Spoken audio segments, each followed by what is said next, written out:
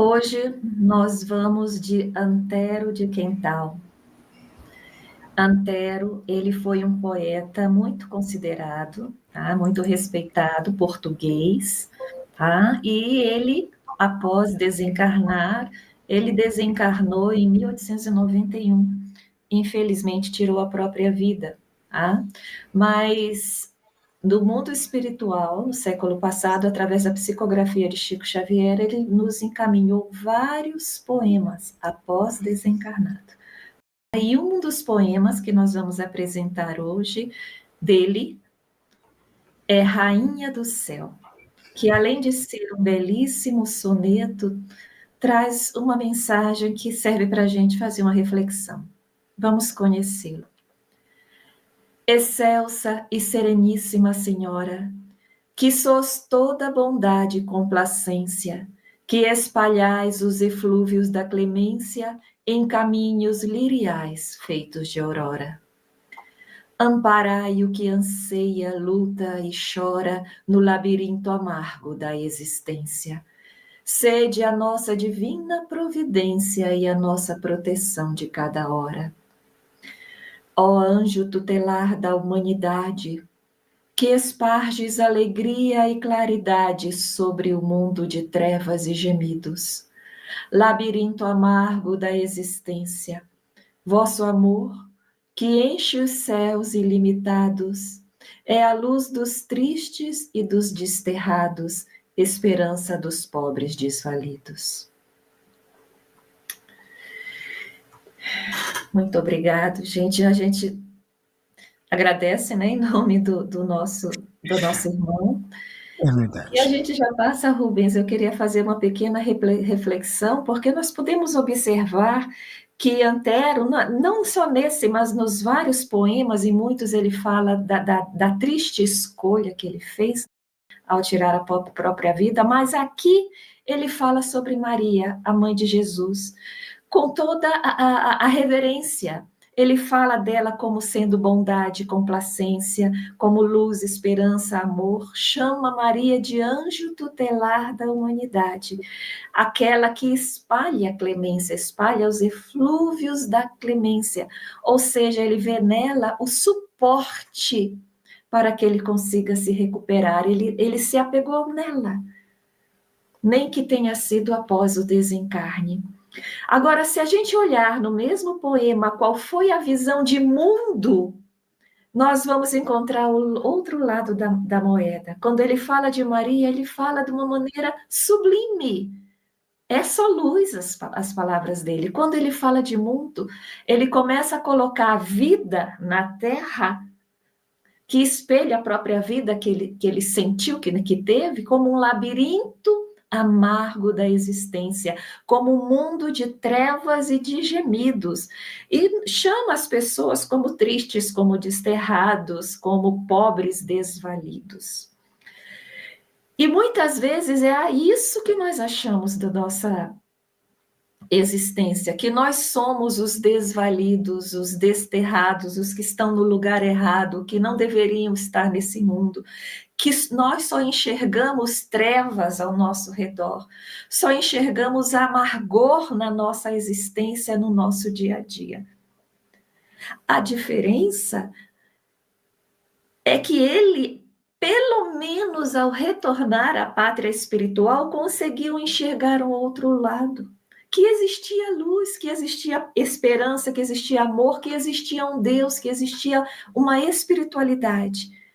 O problema é que enquanto estamos na Terra, assim como aconteceu com ele, pode estar acontecendo conosco, nós só olhamos a escuridão e esquecemos que para além dessa escuridão, que muitas vezes é nós que criamos, é nós que expressamos na nossa visão que nós temos em nós, mas para além dessa escuridão existe luz, existe esperança, existe beleza, existe amor, existe acolhimento. Ele se apegou em Maria, Maria pode, nós podemos nos apegar em Maria, em Jesus, na espiritualidade. E até na nossa própria luz, que às vezes nós não conseguimos conectar.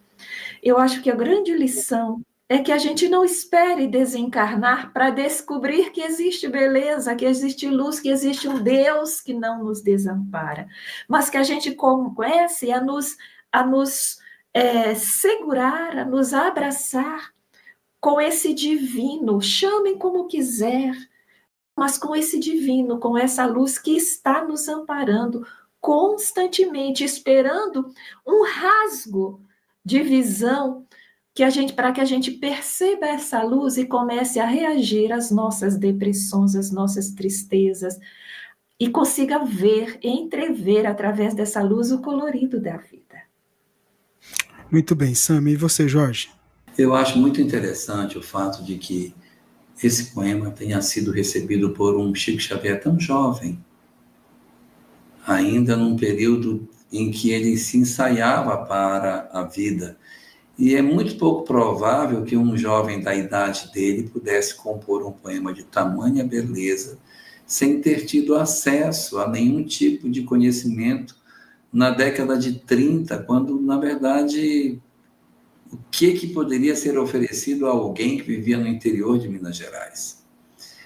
E olha quanta sublimidade, quanto poder de síntese, né, e de excelsitude esse poema traz. Realmente ele é de uma beleza inigualável. Eu fui dar uma olhada nele aqui, Samia, ele foi musicado, viu? Ele tem melodia.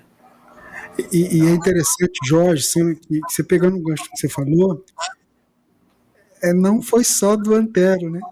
Tantos outros com essa idade e com essa profundidade de ter. Se você pega o próprio Parnaso, se você vai olhar o próprio Parnaso de Além do Túmulo, você vai falar assim, nossa, como é que um jovem, quer dizer, no interior de Minas Gerais, porque ele estava numa cidade, né, bem pequenininha, conseguiu trazer toda essa informação.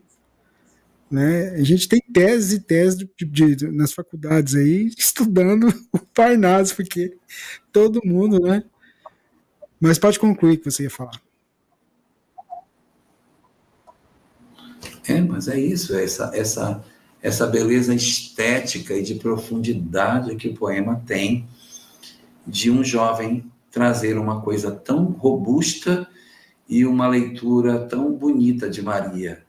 E aí, isso nós estamos falando no período em que o livro Memórias de um Suicida está sendo composto pelas mãos de Dona Ivone do Amaral Pereira, que ela construiu esse poema, esse livro de 1926 a 1930. Então, ali naquela janela da década de 30, ele recebe esse poema. E o livro de Dona Ivone vai falar de Maria cuidando dos suicidas. Então, aí você vem e encaixa esse dentro da narrativa e você entende por que essa reverência a Maria de Nazaré, de maneira tão intensa, considerando que ele teria tido uma história tão dramática em termos do término da sua existência.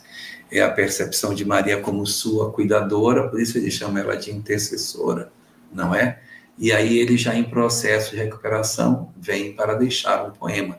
Uma notícia para as mães, nossos filhos que por algum motivo se equivocaram no tortuoso caminho do suicídio, depois do período de recuperação, que não é imediato, também se recuperarão a seu turno e trarão páginas de beleza e conseguirão organizar as suas vidas para retomar as suas histórias, aonde a causa do suicídio vai voltar a acontecer para que ele prove que ele venceu.